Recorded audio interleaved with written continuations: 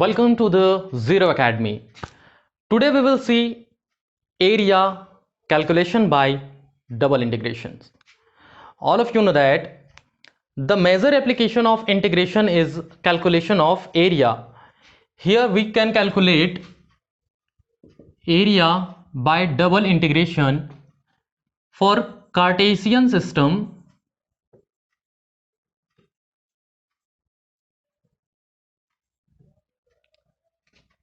Let y is equals to f1x and y2 is equals to f2x are the Cartesian curve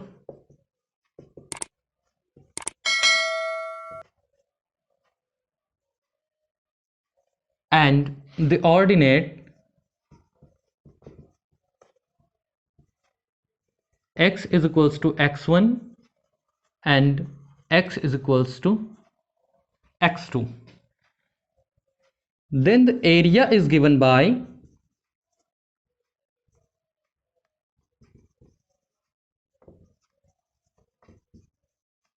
the formula A is equals to double integration dx dy.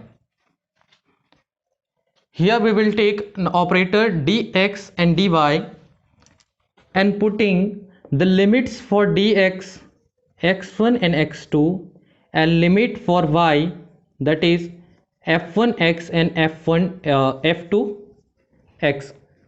We calculate using this formula. For example, if we have two curves, y square is equals to 4ax and x square is equals to 4ay. We all know that these two curves represent a parabola. So first we draw the diagram for these two curves. First one, y square is equals to 4ax. These curves represent y square is equals to 4ax, and similarly the x square is equals to 4ay. This is symmetry about y-axis. X square is equals to 4ay. Is it clear? This is the origin point, that is 0 0, and this is the intersection point. All of you know that how to calculate the intersection point. Just simply we can put in equation 1 and equation 2 x square is equals to 4ay, then simply put the value of y in equation number 1. Then we get 4ax root over. If we simplify this, we get 4a, and this is 2a to the power half x to the power half. This much equals to 8a to the power 3 by 2 x to the power 1 by 2, and this is x square is equals to. We get simply divide the x is equals x to the power, that is 3 by 2 is equals to 8, and 8 is also 2 to the power 3, that is 8, and a to the power 3 by 2. If we transfer the power, we get x is equals to 2 to the power 2, and simply simplify 3 by 2 and 3 by 2, we get x is equals to 4a. जैसा कि हम x का value निकाले 4a, इस x के value को दोनों में से किसी भी एक इक्वेशन में यदि हम पुटअप करेंगे तो हमें y का भी वैल्यू मिलेगा 4a. So we get the intersection point 4a, 4a. This represent the value of x 4a and y 0 here, and simply here we get 0 x ordinate and 4a for y. We have to find the area, that is OA between this curve. For area bounded by the curve, that is OA. The major important thing to calculate area using double differentiation is to take a strip for this curve. First, you understand, we can take any parallel to y-axis, either parallel for x-axis, means like this. ये हमारी मर्जी है, जैसा आपको question मिलेगा उसके according आप इस स्ट्रिप को x के पैरेलल लीजिए या फिर y के पैरेलल लीजिए। इससे इसके लिमिट में चेंजेस आता है। कैसे? मीन्स हमारा मेजर इंपॉर्टेंट पार्ट इसमें यह है कि हम इसका लिमिट कैसे कैलकुलेट करेंगे।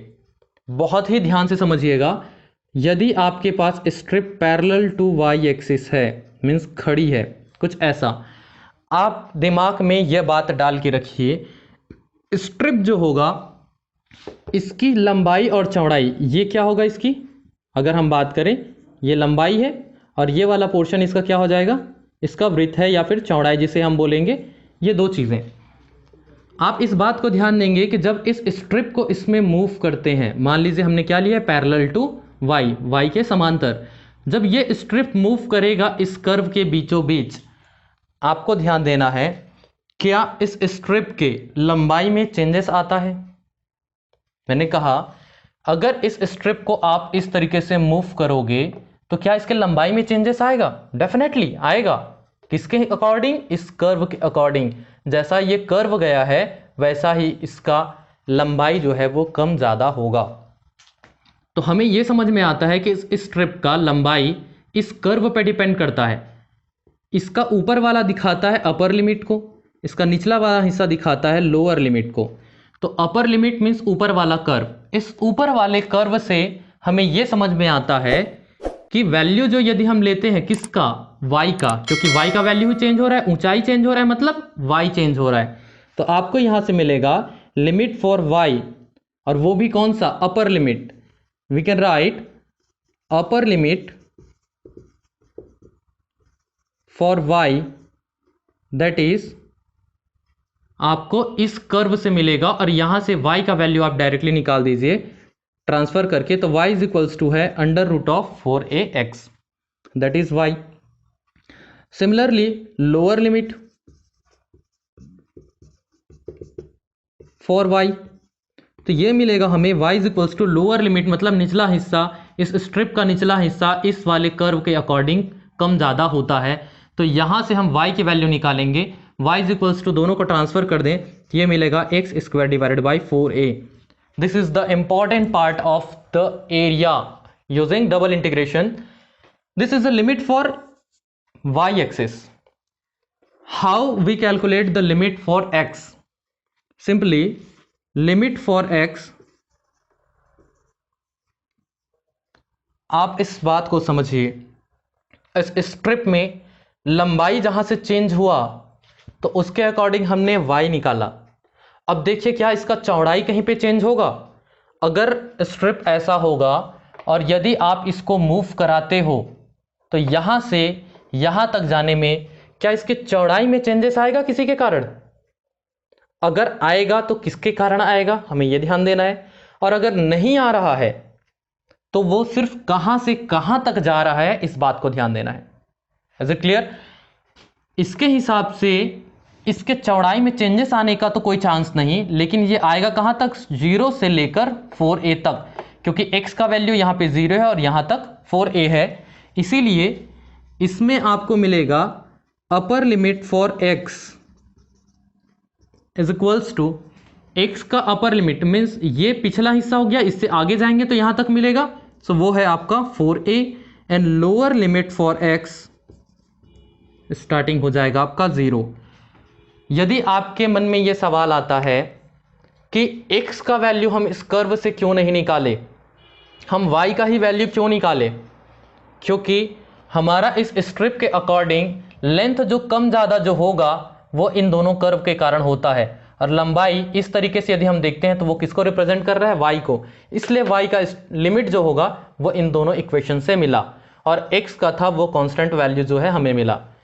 यदि स्ट्रिप पैरेलल टू x होता, यदि स्ट्रिप ऐसा होता,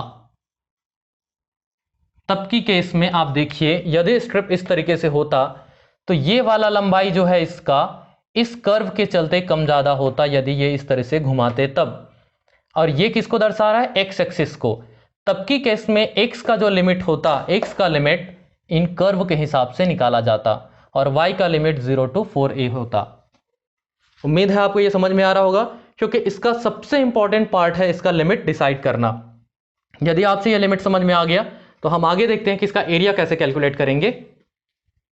we know that area is equals to double integration dx and dy, just putting the value of dx dy and its limit for x is 0 to 4a and limit for y, lower limit is x square divided by 4a and upper limit is under root 4ax। आप इस बात को ध्यान रखिएगा, अगर limit x के term पे दिया है देन डेफिनेटली वो y का लिमिट होगा। कभी क्वेश्चन सिर्फ इतना लिखा आपको मिल जाए तो आप समझिएगा यदि x वाला टर्म में दिया है तो वो y का लिमिट होगा, और जो कांस्टेंट होगा वो x का लिमिट होगा। अगर मान लीजिए y के टर्म पे दिया होता तो वो x का लिमिट होता और कांस्टेंट वाला y का लिमिट होता। ये आपको समझ में आ गया, क्योंकि ये वाला पोर्शन आपको चेंज ऑफ ऑर्डर में काम आएगा।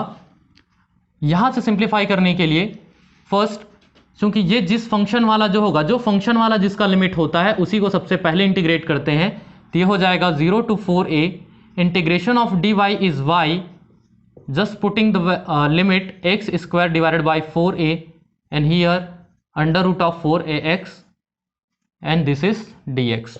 This implies that from 0 to 4a, limit upper limit को फर्स्ट पुट करते हैं y की जगह पे, तो ये हो जाएगा under root of 4ax minus lower limit put up करते हैं that is x square upon 4a bracket close dx, we get 0 to 4a। अब इस बात को समझिए, जब यहाँ पे दो पार्ट में आ गया और इसका ऑपरेटर भी क्या है dx, ये भी है x के टर्म पे, तो इस dx का मल्टीप्लाई इसके साथ भी होगा और इसके साथ भी होगा। तो ये दो पार्ट में हम इसको ब्रेक करते हैं, ये हो जाएगा 4ax dx minus integration from 0 to 4a x square divided by 4a into dx। इसके बाद आप इसको इंडिविजुअल इंटीग्रेट कीजिए, जो कांस्टेंट होता है आपको पता है कि वो बाहर आ जाता है और वो आ जाएगा 2a to the power 1/2 integration from 0 to 4a x to the power 1/2 dx minus यहाँ से कांस्टेंट है 4a, आप बाहर निकालिए, integration from 0 to 4a x square dx, we get 2a to the power 1/2।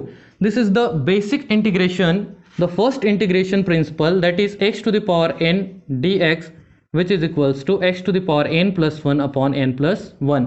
by using this formula we get x to the power 3/2 divided by 3/2 limit from 0 to 4a minus 1/4a, here x to the power 3/3 0 to 4a।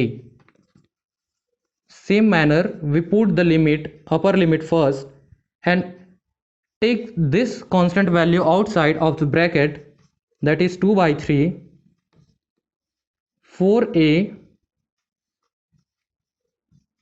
to the power 3/2 minus 0 minus 1 upon 4a into this 3, and the limit is x to the power, in x we put 4a, then 4a to the power 3 minus lower limit that is 0।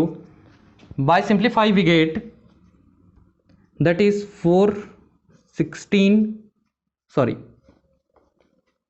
here it is a power 4 to the power 3/2 and that is 8, and we get 32 divided by 3 and a to the power 1/2 and a to the power 3/2, which simply add the power 3/2 and 1/2, that is 2, minus here this is 12a, and by simplifying this we get 4 to the power 3 that is 64 and a to the power 3। By simplifying, we get 32 divided by 3a square minus, here we divide by 4, we get that is 16a square by 3, and by simplify this we get 16 by 3a square.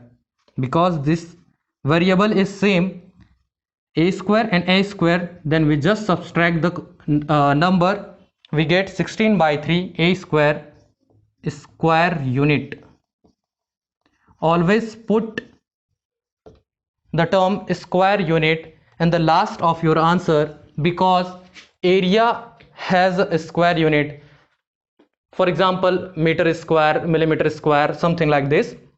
So this is the method by which we calculate the area of any curve, any function you have to given. Hope so you enjoy the video.